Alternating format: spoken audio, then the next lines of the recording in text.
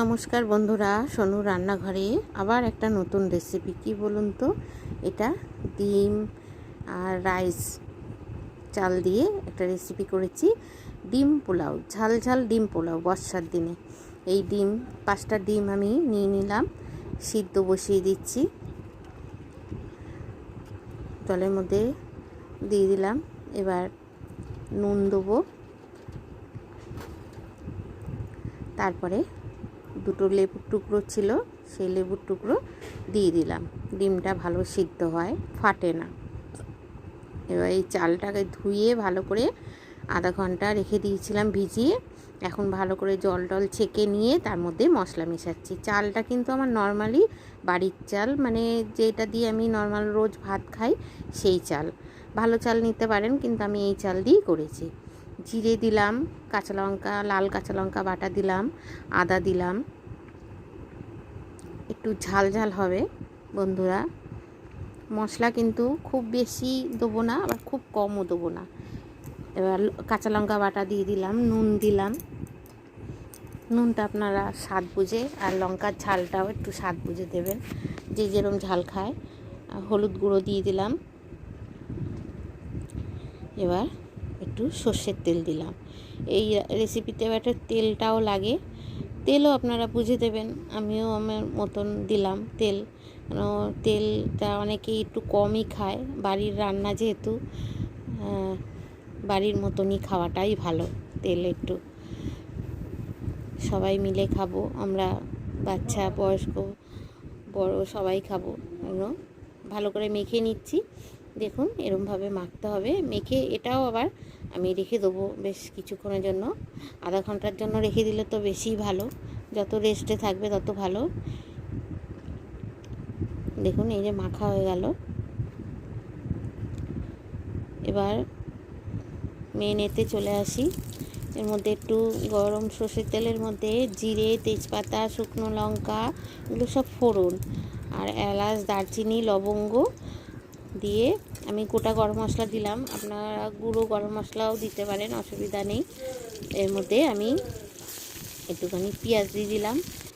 ভালো করে নেড়ে চেড়ে ভেজে নেব।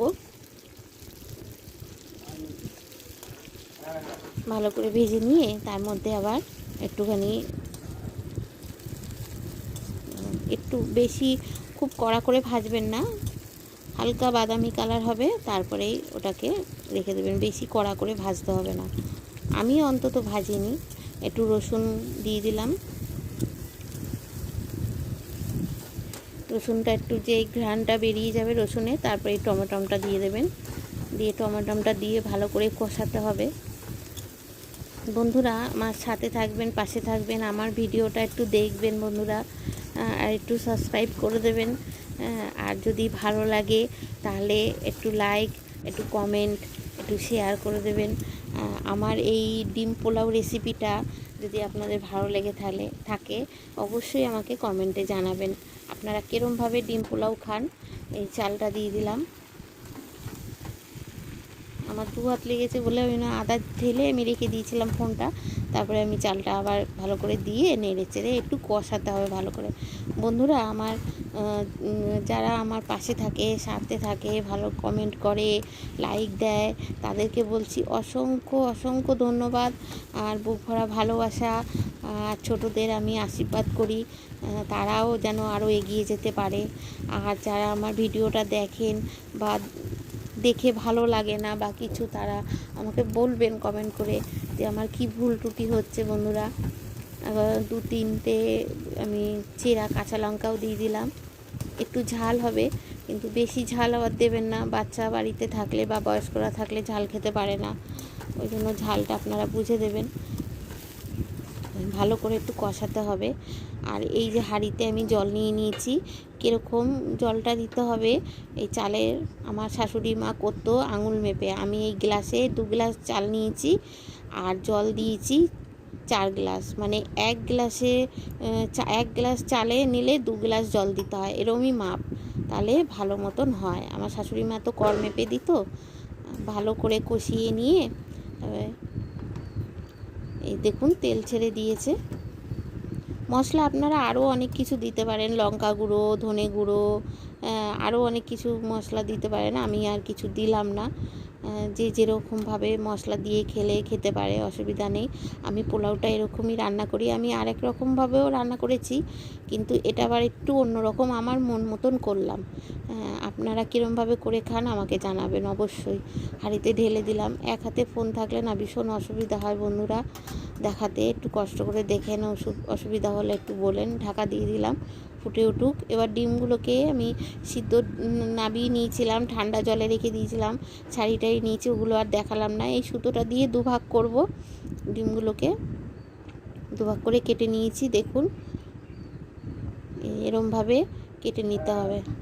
বন্ধুরা আমার পাশে একটু থেকেন, অবশ্যই একটু লাইক দিন। আর সকলের ভিডিও দেখলে একটু লাইক, একটু কমেন্ট করেন।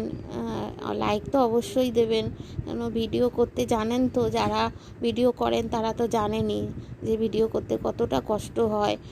এডিট করো রে, এই করো রে, কত কিছু করো, তারপরে নানান কাজের মাঝে, ব্যস্ততার মাঝে আমরা ভিডিওগুলো করি, খুব কষ্ট হয়, জানেনই তো বন্ধুরা। তার মধ্যে একটা তো লাইক দেওয়া যায় বলুন। এই যে নুন হলুদ মাখিয়ে নিয়েছি ডিমগুলোতে, মাখিয়ে নিয়ে এবার ভেজে নেব গরম তেলে। আমি রান্না করতে করতে কথা বলি না, কেননা অনেক সময় অনেক বাইরের কথা এসে যায়। আগে বলতাম, এখন আমি এডিট করার সময় আমি কথা বলি আর রান্নার রেসিপিগুলো শুধু তুলি, কেননা অনেক সময় অনেক কথা বাইরের এসে যায়, তখন ভালো লাগে না। ডিমগুলো ভেজে নিচ্ছি। ডিমটা ভাজা বসিয়ে দিলাম, আর ভাতটা দেখি ফুটেছে, একটু নেড়ে দিই। মায়ের সাথে একটু নাড়তে হয় বন্ধুরা, জলটা কম তো চাল আন্দাজে। আবার ডিমটাকে একটু উল্টে পাল্টে দিই, ভালো করে একটু ভেজে নেব।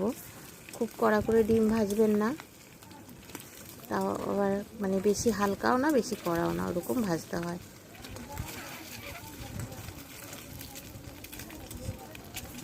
উল্টো পাল্টে ভেজে নিলাম।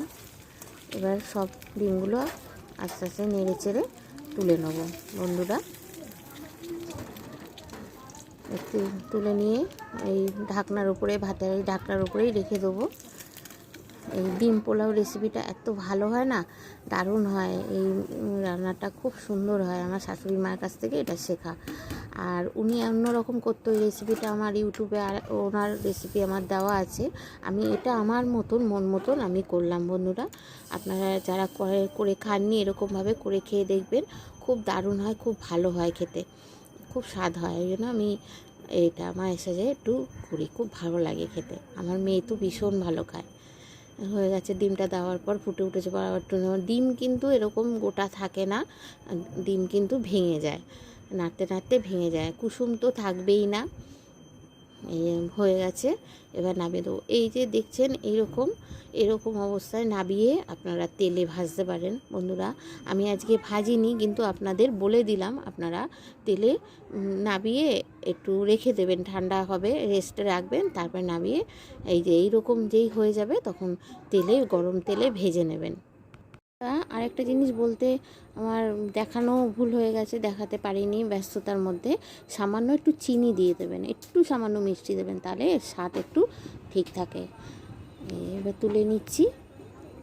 এই রেসিপিটা ভালো লাগলে বন্ধুরা একটু কমেন্ট করবেন, শেয়ার করবেন।